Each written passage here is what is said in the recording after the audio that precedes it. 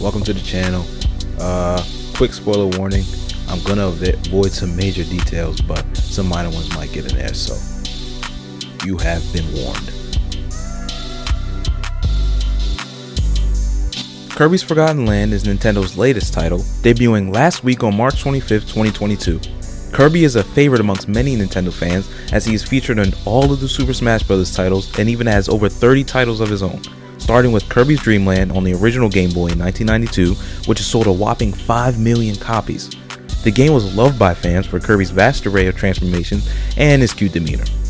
Nintendo's released this latest title, Kirby and the Forgotten Land, in the hopes of recapturing the joy of a Kirby game while introducing a new fan base to the classic hero.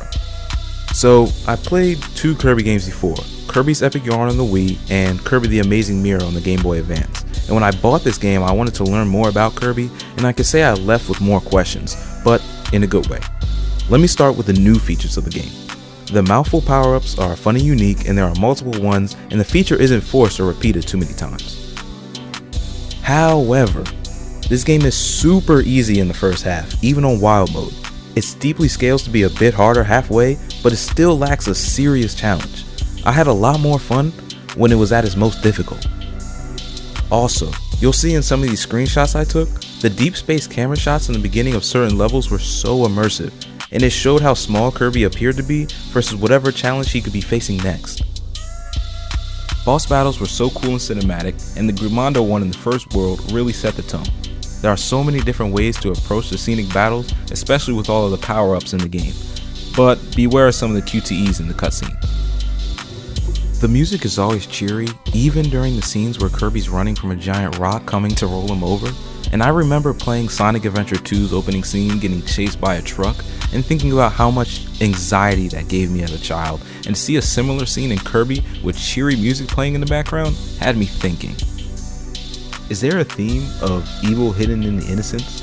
Even some of the enemies wouldn't attack me, they were just sleeping there or doing other things without engaging me, and I was still prompted to kill them. Also, the world was weirdly empty and desolate, but the music was the same cheery music that was playing at the start of the game. And a main function of the game was to beat down mini-bosses while they're defenseless, and it's clear you've already beated them. And 90% of the enemies Kirby faces without a reason to kill them, just running, gunning, and disturbing the peace.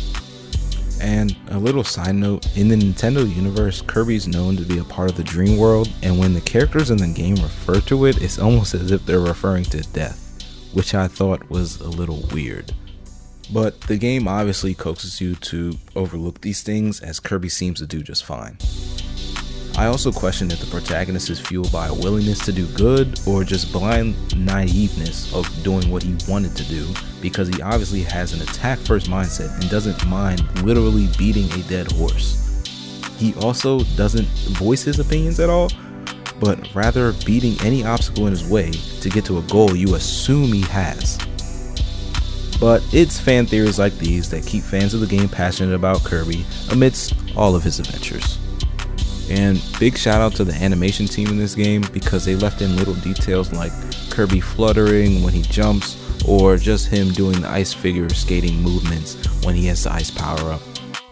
And although the animations were crisp, there were some elements about 3D platforming that this game couldn't seem to shake, most like other 3D platformers, but it was still a cool game and the animations made up for it. There's a nice mix of the old school power-ups like fire, cutter, and sword, and then new powers that they introduced. My favorite personally were the bomb, fire, and the twister. The fire was pretty cool because it left a burning effect on the enemy, which I definitely used in some of the later boss battles. Even though the game is slightly linear, the level design is still really immersive. There were some really good scenes in there, and you don't really notice that it's as linear as it is. My favorite world was Original Wasteland. I feel like it has some really cool mouthful power-ups. Lab Discoverer was a nice addition to the game, and it really uncovered some of the dark themes of the game, other than Kirby being a seemingly unaware, naive, totally non-innocent killer at all. And I won't spoil the end of the game, but I will say that it's really not anything like the first part of the game. The end of the game scales really well in terms of difficulty, and there were some really nice cutscenes and returning characters. Overall, it was a short game, only 9 hours for the main story and 14 hours for a completionist run, but the game definitely is filled with a lot of collectibles, trophies, and things to keep you occupied, and it's definitely worth the $60.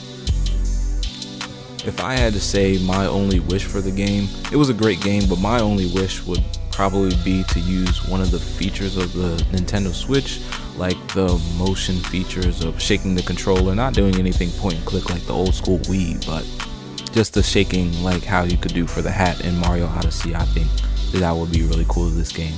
But other than that, it was a really cool game, and definitely worth your time and money. It would be really good if you bought this game for like a small child. That would be great because that's how easy it is, but still a healthy level of difficulty. And even if you were struggling a little bit, it would be worth to check out the Kirby little town that they have in the beginning, because they have some things in the item shop that you can use to power up. If you don't want to do that, you can kind of nuzlocke it and not upgrade at all and see if you can beat the game. It's definitely doable. I've done it in this run, so yeah, if you wanted to do that, that's an open option too. So yeah, thank you guys for listening to my first review of Kirby's Forgotten Land for the Nintendo Switch. Great game, I would definitely recommend it. Subscribe to the channel, Breaking Bread. You know, we like to do a little bit of everything when it comes to cooking, talking to the camera, gaming videos. I do it all. Nintendo's pretty iffy about, you know, showing this type of stuff on YouTube, so that's the reason why I didn't upload actual gaming content. But hey, in terms of the channel, it would be really cool if y'all subscribe, like, comment, and tell me what y'all would like next. If y'all want another review, drop some suggestions in the comments, and let's see if we can get this video to 20 likes. Hey, let's get it, man. Thank y'all for supporting.